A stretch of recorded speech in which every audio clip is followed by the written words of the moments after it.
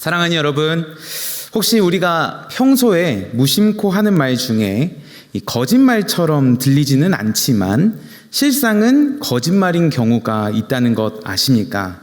지금 여러분들의 머릿속을 빠르게 스쳐 지나가는 몇몇의 이 문장들이 있으실 텐데요. 우리 주변에서 참 자주 들을 수 있는 말이지만 그럴듯하게도 들리지만 실상은 거의 지켜지지 않는 말들이 있습니다. 예를 들면 이런 겁니다. 내일부터는 진짜 다이어트 할 겁니다. 어떠신가요? 혹시 우리 모두 한 번쯤은 입 밖으로 꺼내보신 적이 있지 않나 싶은데요. 주로 온 가족이 모여서 이 맛있는 야식을 눈앞에 둔 가장 행복한 순간에 우리가 가장 자주 내뱉는 말이 아니겠습니까? 이것만 먹고 진짜 내일부터는 다이어트 할 거라고 말이지요. 하지만 정작 내일이 되면 어떻습니까? 내일이면 내일만의 그럴듯한 핑계와 변명이 생긴다는 거죠. 이를테면 하필 비가 와가지고 운동을 못한다라든지, 어제 너무 많이 먹어서 몸이 무거워가지고 오늘은 운동하기 어렵다고, 다이어트는 항상 내일이 아니라 내일인 거죠. 늘 미래의 나에게 너무 많은 짐을 지우거나 미워할 행동을 반복하면서 사실은 다이어트를 할 의지가 없는 우리의 모습을 자주 보게 됩니다. 부끄러운 고백이지만 사진 한번 띄워주시면, 저 또한 이 거짓말의 주범 중 한 명입니다. 지금으로 불과 5년 전 모습인데 약 20kg나 가벼웠던 시절의 제 모습인데요. 그래서 과거 어떤 성도님들께서는, 이제 사진 좀 부끄러우니까 좀 내려주시면 감사합니다. 네. 과거 어떤 성도님들께서는 간혹 제가 그 교회를 섬긴 지 무려 5년이나 지났는데도 불구하고요, 항상 처음 부임한 목사님처럼 새롭게 또 낯설게 바라봐 주실 때마다 한편으로는 너무 감사했지만 또 한편으로는 아주 깊은 반성을 하기도 했었습니다. 자, 그런데 여러분, 이런 그럴듯한 거짓말이 혹시 우리의 신앙생활 안에도 존재한다면 여러분들은 어떻게 생각하시겠습니까? 가장 대표적인 표현이 바로 기도해 보겠습니다 일 것 같아요. 이러한 표현의 용례를 좀 설명해 드리자면, 교회 안에서 이 부담스러운 권면을 받았을 때라든지 어떤 과감한 결단이 필요할 때 우리는 종종 기도해 보겠습니다 라고 말하며 사실은 그 결정을 유보하고 회피하고 있는 경우가 굉장히 많은 거죠. 물론 사랑하는 여러분, 오해는 하지 마세요. 모두가 그렇지는 않으실 겁니다. 실제로 기도해 보겠다라는 말은 정말로 하나님의 뜻을 물으며 내 욕심이나 순간의 감정으로 그 사안을 함부로 결정하거나 선택하지는 않겠다는 아주 신중하고 지혜로운 대답인 것만큼은 분명한데, 이게 어느 날부터인지 모르게 하나님의 뜻이 아닌 내 뜻을 말하는 아주 정중한 거절의 대답의 표현으로 쓰이고 있지는 않느냐는 것을 되돌아보고 싶은 겁니다. 그러니까 하나님의 뜻을 묻겠다는 이 형식을 빌려 말하며 사실은 내 뜻을 고집하고 있는 불순종의 표현이 된 것은 아니냐는 것을 한번 돌아보고 싶은 거죠. 사랑하는 여러분, 한 번 더 나아가 한번 생각해 보겠습니다. 사실 우리 주님은 우리에게 가장 좋은 것을 주시고자 모든 것을 예비하시고 준비하시는 참 좋으신 아버지이신데, 우리는 그 풍성한 은혜의 초대장 앞에서 너무나 자주 기도해 보겠습니다 라고 습관처럼 말하면서 사실 그 이면에는 하나님의 뜻을 묻겠다는 순수하고도 경건한 고백이 아니라 내 생각과 내 계획을 단 한 뼘도 양보하지 않겠다는 정중한 거절일 때가 되어버린 것은 아닌지 돌아보게 되는 거죠. 그래서 하늘 아버지는 우리에게 신령한 복으로 차고도 넘치는 복을 부어주시려고 하는데, 우리는 내 뜻이라는 좁은 울타리 안에 갇혀서 그 어마어마한 복을 스스로 걷어차고 있는 것은 아닌가 스스로 돌아보게 되었습니다. 결국 이런 빈번한 신앙적인 거짓말들이 쌓여가면서 우리 삶에서 복음의 역동적인 에너지가 식어가고 있는 것은 아닌지, 머리로는 믿지만 삶은 단 한 걸음도 변화되지 않는 무기력한 신앙에 머물고 있는 것은 아닌지 돌아보게 되었다라는 겁니다. 만약 공감이 되신다면 아마 오늘 본문을 통해 나눌 말씀은 꽤나 우리에게 중요한 메시지일 수 있겠다는 생각이 드는데요. 오늘 본문을 통해 우리는 믿음을 더해달라는 제자들의 이러한 간구가 혹시 하나님의 일하심을 기대하는 간절함이 아니라 사실은 나의 불순종을 감추기 위한 가장 거룩해 보이는 핑계는 아니었는지를 정직하게 직면해 보기를 원합니다. 따라서 PPT요. 저는 오늘 이 시간 여러분께 총 3가지를 말씀드리려고 합니다. 첫째로 믿음을 더해달라는 말 뒤에 숨겨놓은 자기중심성에 대해서 말씀드리겠습니다. 둘째로요, 믿음의 본질인 곧 믿음의 대상이 중요하다라는 말씀을 살펴보려고 합니다. 겨자씨의 비유를 통해서 믿는 대상의 중요성에 대해서 말씀드리겠습니다. 그리고 마지막으로는요, 또 다른 믿음의 본질이죠. 우리의 주인이 누구이신가를 인식하며 또 살아가는 우리 모두가 되기를 축원하는 간절한 마음을 가지고 오늘 이 말씀을 간절히 나눠보려고 합니다. 자, 우선 믿음을 더해달라는 말 뒤에 숨겨놓은 자기중심성에 대해서 말씀드리겠습니다. 사실 우리가 습관처럼 내뱉는 이 거룩해 보이는 핑계들은 결국 내 삶의 주도권을 하나님께 내어드리지 않으려는 자기중심성에서 기인된 것이라고 할 수 있겠는데요. 실제로 오늘 본문에 등장하는 제자들을 보면 역시 우리와 동일한 모습을 보이고 있습니다.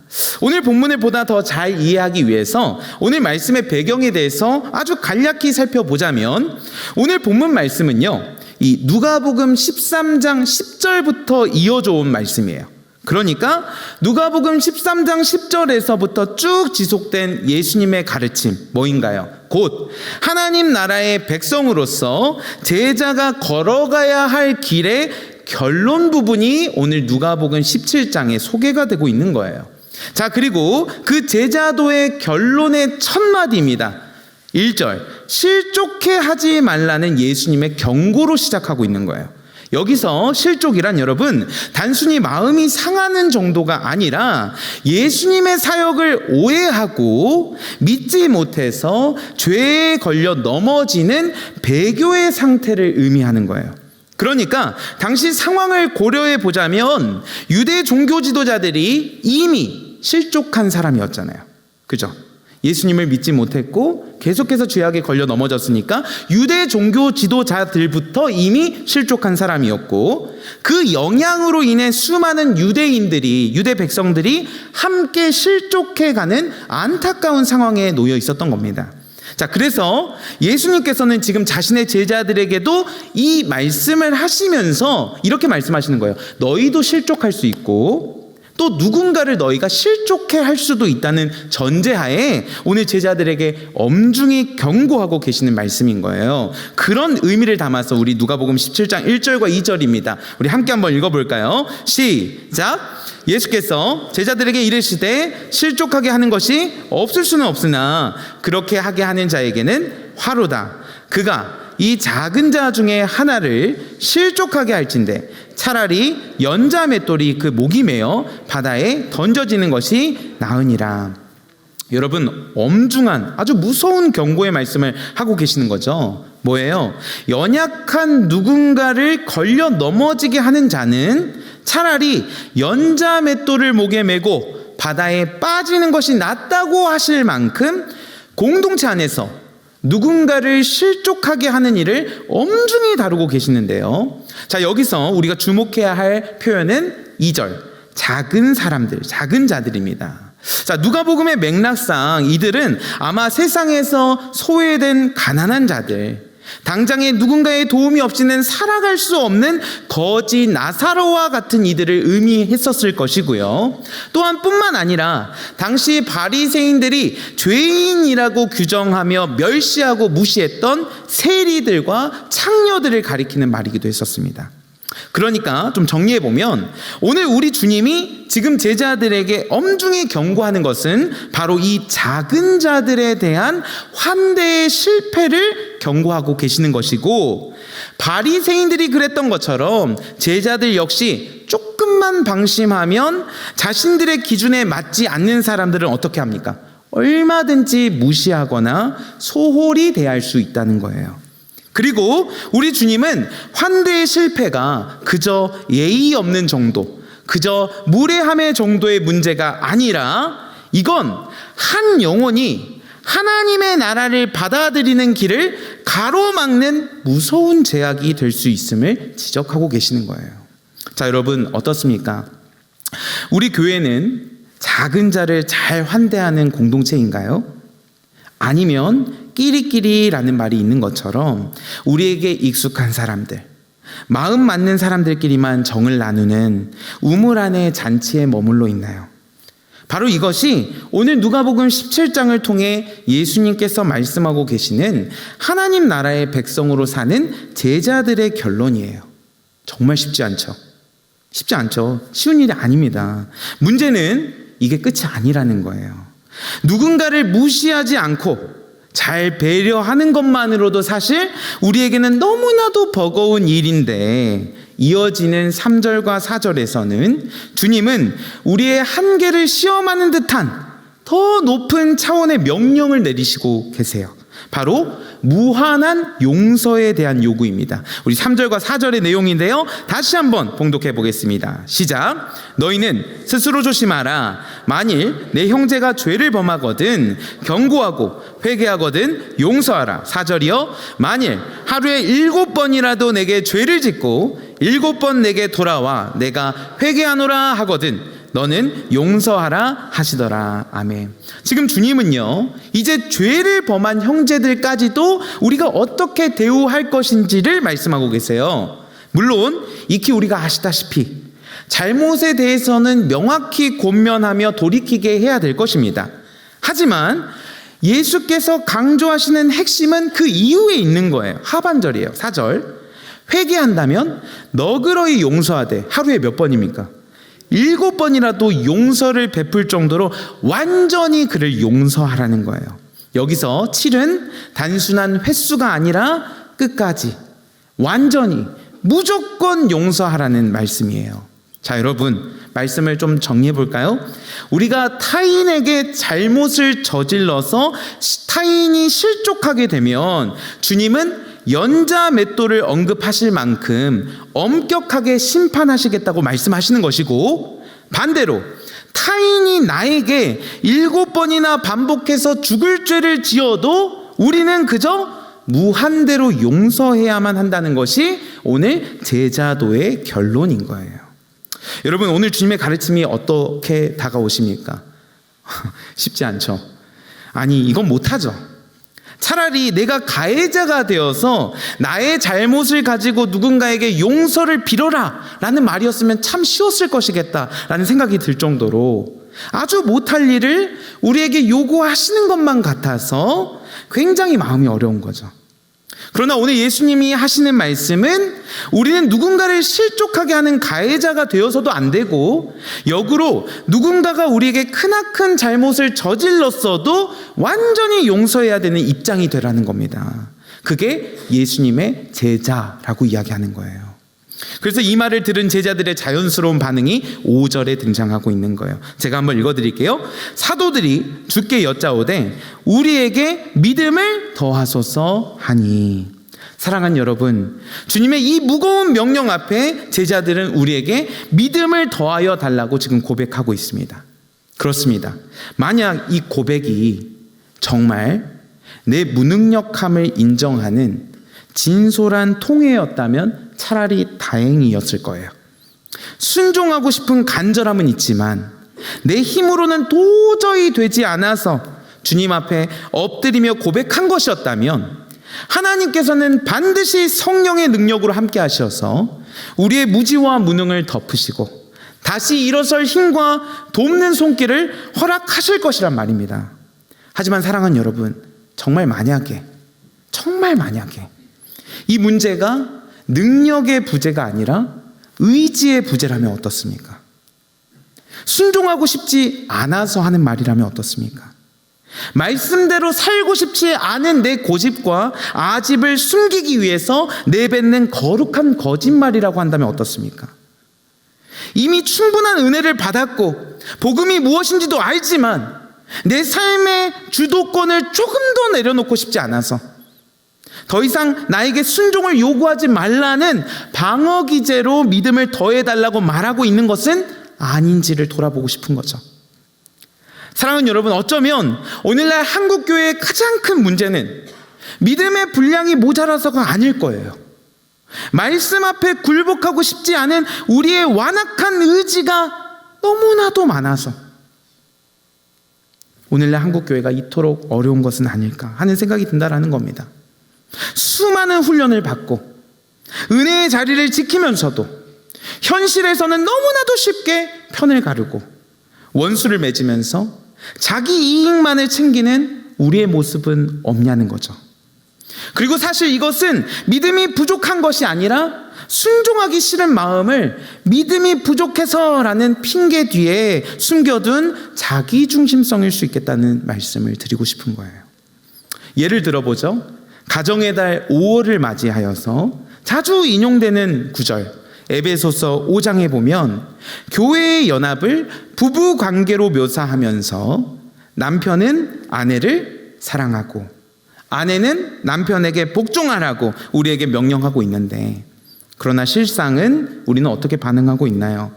주님, 남편이 존경할 구석이 있어야 복종하죠. 이렇게 말하고 있죠. 사랑받을 짓을 해야 사랑하죠 라며 순종의 어떤 조건을 내걸고 있지는 않냐는 겁니다. 그러면서 주님 앞에서는 아주 경건한 표정으로 기도하고 있는 거죠. 주님, 그런 사랑을 할 수 있는 믿음을 저에게 주시옵소서. 지키지 못할 약속을 하고 있는 거죠. 사랑하는 여러분, 무슨 말이에요? 사실 이건 기도가 아니라 변명이라는 겁니다. 오늘 내게 요구하시는 사랑과 용서, 긍휼과 자비의 명령 앞에서 믿음이 생기면 해보겠다는 말로 결단을 무기한 유보하며 행함 없는 믿음의 성체 속에 우리 자신을 가두고 있는 꼴인 거죠. 그래서 사랑하는 여러분, 그런 주님께서 우리에게 두 가지 비유를 말씀하시면서 우리의 믿음의 민낯을 밝히시고 믿음의 본질에 대해서 설명해 주고 계시는데요. 첫째는 겨자씨 비유인 것이고 다른 하나는 종과 주인의 비유입니다. 언뜻 달라 보이는 이 두 이야기는 사실 하나의 본질을 이야기하고 있는데요. 그게 우리가 바로 두 번째로 살펴볼 내용입니다. 믿음의 본질, 곧 믿음의 대상이 중요하다라는 말씀을 드리고 싶은 거예요. 자, 우리가 신앙생활을 하면서 범하는 가장 흔한 오류 중 하나는 바로 대상을 상실한 믿음을 붙들고 씨름하는 경우가 굉장히 적지 않다라는 겁니다. 여러분, 잘 생각해 보면 믿음은 본질상 나 홀로 만들어내는 감정일 수가 없죠. 믿음을 혼자 믿고 있는 사람은 아무도 없어요. 사랑하는 여러분, 믿음은 나라는 주체와 하나님이라는 분명한 대상과 대상 사이에서 일어나는 신뢰와 관계를 말하는 거예요. 그런데 오늘날 많은 한국교회 안의 성도들께서 믿음을 나의 열심이나 나의 확신으로 오해하는 경향이 있는 것 같아요. 이를테면 믿습니다, 믿습니다 라고 수백 번 외친다거나 금식과 전도, 예배에 참석한 시간을 쏟아부으면 믿음이 자랄 것이라고 생각하는 거죠.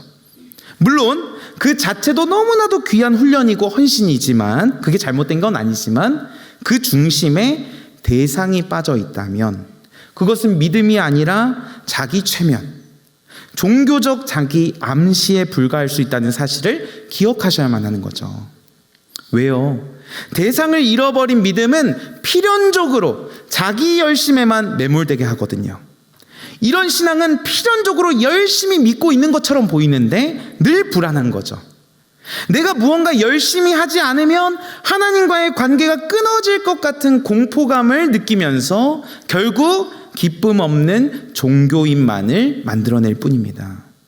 그래서 오늘 예수님께서는 믿음의 크기와 분량을 구하면서 믿음을 더 주시옵소서라고 요청하는 제자들에게 6절 보이시나요? 읽지는 않겠지만 겨자씨 비유를 들려주시는 까닭인 거예요.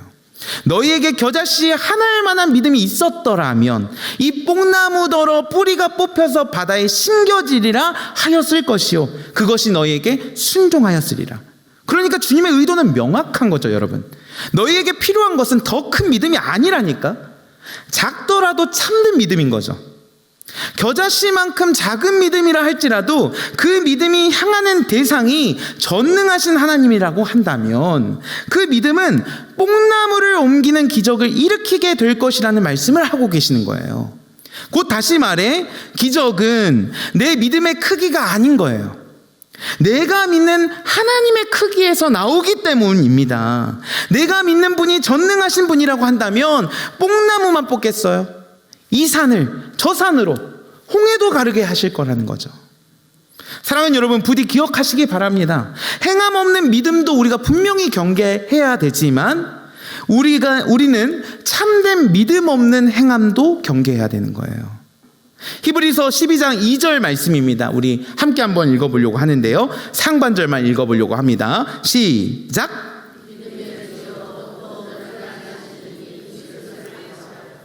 사랑하는 여러분, 신앙생활의 핵심은 내가 얼마나 뜨거운지가 아닌 거예요. 그러니까 내가 누구를 믿고 있는가를 계속 기억해야 되는 거예요.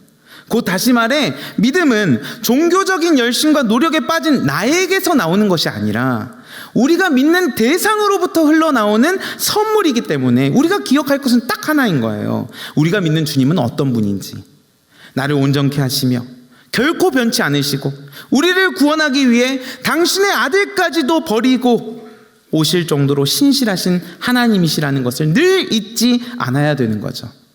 즉 사랑하는 성도 여러분, 내 능력으로는 감히 할 수 없지만 능치 못하실 일이 없는 하나님을 온전히 주목하시는 오늘 이 밤이 되시기를 주의 이름으로 축원합니다. 비록 지금 나의 믿음은 겨자씨처럼 보잘것없어 보일지라도 그 작은 믿음을 통해 하나님은 여러분 앞에 놓인 문제와 고난을 넘어서 사명의 자리로 당당히 걷게 하실 줄 믿습니다. 두 번째입니다. 마지막으로요. 믿음의 본질 중에 우리의 주인은 누구신가에 대해서 제가 여러분께 설명드리려고 해요. 오늘 본문 7절에서 10절까지 주인과 종의 비유를 들려주시는데요. 당시 문화를 고려해 본다면 종이 일을 마치고 이렇게 돌아왔을 때 주인과 겸상을 하거나 주인이 수고했다는 이런 치하를 받는 일은 상상할 수가 없었어요. 여러분, 왜일까요? 주인은 종에게 빚진 자가 아니기 때문이잖아요. 여러분, 이 비유는 결코 주인의 인색함과 냉혹함을 말하려는 것이 아닙니다. 종이 주인에게 순종하는 까닭은 보상 때문이 아니라 그분이 주인이기 때문에 순종해야 마땅하다는 태도를 말씀하시고자 예수님이 이 비유를 들고 계시는 거예요. 곧 주인의 명령이 곧 종의 행동이 되라. 이것이 제자도의 기본이라는 것을 말씀하고 계시는 거예요. 사랑하는 여러분, 한번 생각해 보죠. 오늘날 교회에서 용서와 사랑이 어려운 까닭은 무엇입니까? 오늘날 교회에서 순종과 헌신과 결단을 찾아보기가 그토록 어려워지는 까닭은 무엇입니까? 바로 주인이신 하나님을 주인으로 대하고 있지 않는 까닭이죠. 왕이신 하나님을 왕으로 대하고 있지 않은 까닭이잖아요. 오늘 내게 말씀하시는 주인의 목소리를 경청하기보다 나의 목소리에 집중하고 있잖아요. 나의 세상에 집중하고 있잖아요. 오늘날 믿음으로 산다는 것이 그래서 굉장히 괴리감으로 느껴지는 까닭이고, 믿음과 삶은 너무나도 동떨어진 극심한 양극화 현상을 띠는 것은 아닙니까? 그래서 오늘날 내 삶 속에서 살아 역사하시는 하나님의 실제와 그분의 숨결을 경험하는 것은 너무나도 어려운 일이 되어버린 것이죠. 그리고 여러분, 다음 세대는 그걸 봅니다. 다음 세대의 신앙은 왜 이토록 어려워진 까닭입니까? 또한 오늘날 세상이 교회에게 살아계신 하나님을 보여달라는 그 요구와 취지에 불응하고 침묵하는 까닭은 주의 말씀을 실천해야 되는 한국교회가 성령의 능력이 아닌 지극히 눈에 보이는 것들을 사랑하는 것이고 세상의 능력으로 승부하고 있기 때문인 것은 아닙니까? 사랑하는 여러분, 하지만 우리가 오늘 말씀을 통해 기억하셔야 되는 것은 교회는 우리 주님께서 자신의 아들을 내어주심으로써 그 아들의 핏값으로 사신 주님의 몸된 공동체입니다. 설령 오늘 내게 주시는 이 말씀이 굉장히 부담스럽고 실현하기 힘든 것이라 할지라도 순종해야 하는 마땅한 이유는 교회의 머리 되신 분이 예수 그리스도이시기 때문에, 우리가 그분의 제자이자 몸된 지체로 부름받은 교회이기 때문에 그런 거잖아요. 사랑하는 여러분, 설령 지금 당장은 굉장히 불합리하고 무리한 요구로 들릴 수 있어요. 지금 이미 가진 믿음 가지고 말씀에 순종해보고자 그러나 노력할 때 성령께서 역사하신다는 증언을 성경은 매번 기록하고 있잖아요. 순종해보고자 하는 몸부림이 언젠가 주님의 의도와 마음을 온전히 이해하게 될 날로 찾아올 줄로 믿습니다. 그래서 신앙이란 이런 말이 있습니다. 한번 띄워주시겠어요? 스탠리 하워스가 한 말인데, 그리스도인으로 산다는 것은 답 없이 사는 법을 배우는 과정이다. 이렇게 사는 법을 배울 때 그리스도인으로 사는 것은 너무나 멋진 일이 된다. 신앙은 답을 모른 채 계속 나아가는 법을 배우는 일이다. 답을 모르면서도 앞으로 나아가는 이유는, 또 답 없이도 살아도 불안하지 않는 까닭은, 나에게 오늘 명령하시는 그 주인은 냉혹하고 매정한 주인이 아니라 나를 위해 기꺼이 자기 자신을 포기하는 주인이죠. 희생하는 주인이죠. 나를 위해 십자가를 지고 주인 노릇하기보다 종으로서 우리를 섬기러 오신 선하신 주인이시기 때문에 순종할 수 있는 거죠.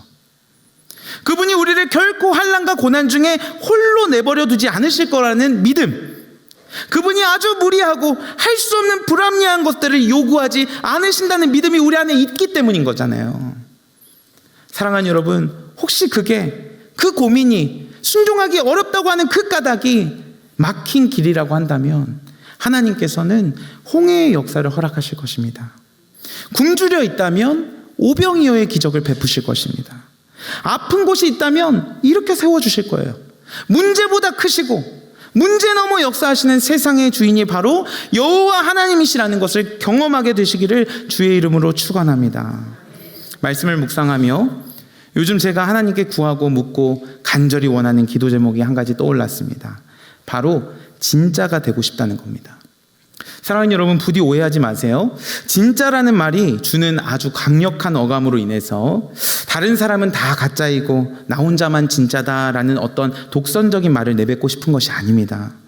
그저 조금 더딜지라도 그분의 말씀대로 사는 것뿐만 아니라 그분의 말씀이 실제 내 삶을 통치하고 지배하여 눈에 보이지는 않지만 실제 내 삶 속에서 살아계시는 그 하나님을 강력히 맛보고 싶다는 의미로의 진짜가 되고 싶다는 저의 간절한 기도 제목이 있습니다.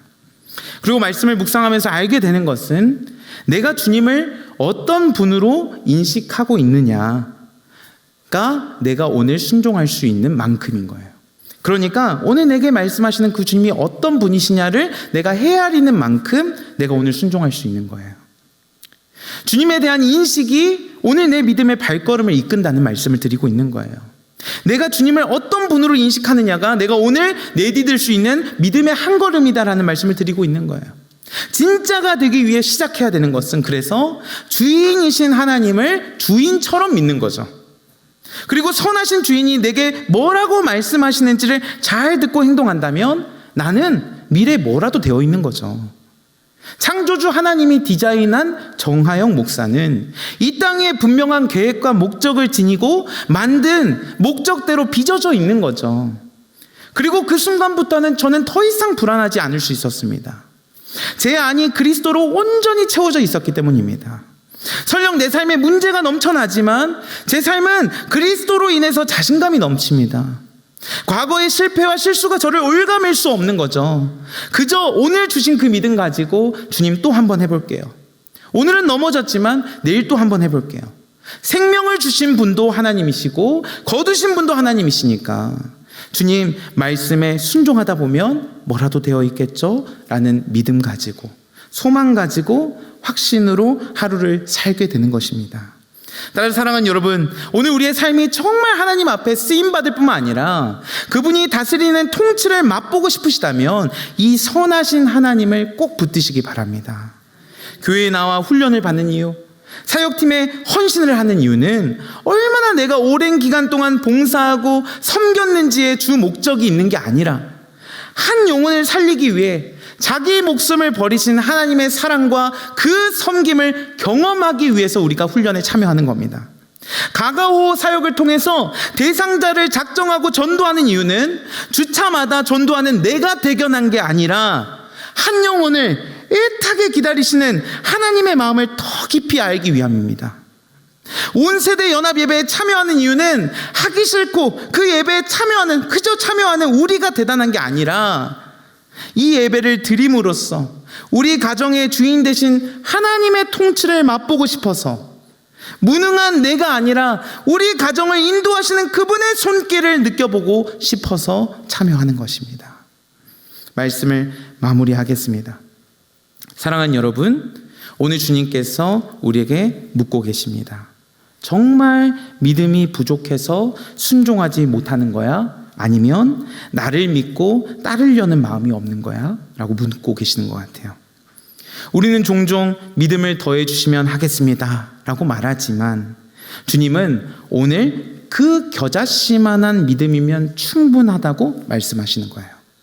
결국 문제는 믿음의 크기가 아니라 믿음의 대상이었던 거죠. 나는 오늘도 그분을 나의 주인으로 고백하고 있는지 돌아보시기 바랍니다. 아니면 주님께서 내 뜻을 이루어 주시기를 바라는 어떤 종의 자리에 앉혀두고 있지는 않은지 돌아보시기 바랍니다. 오늘 우리가 회복해야 하는 것은 더 큰 믿음을 구하는 것이 아니라 이미 나를 부르시고 말씀하시는 그 주님의 말씀 앞에 한 걸음 내딛는 순종이라는 사실을 꼭 기억하시기 바랍니다. 우리가 걸어가는 그 작은 한 걸음이요, 여러분, 주님을 주인으로 고백하는 진짜 믿음의 걸음이 되기를 소망합니다. 그리고 그 걸음을 통해 하나님의 능력과 영광이 우리의 삶과 우리의 가정과 우리 교회 가운데 실제로 드러나지기를 주의 이름으로 축원합니다.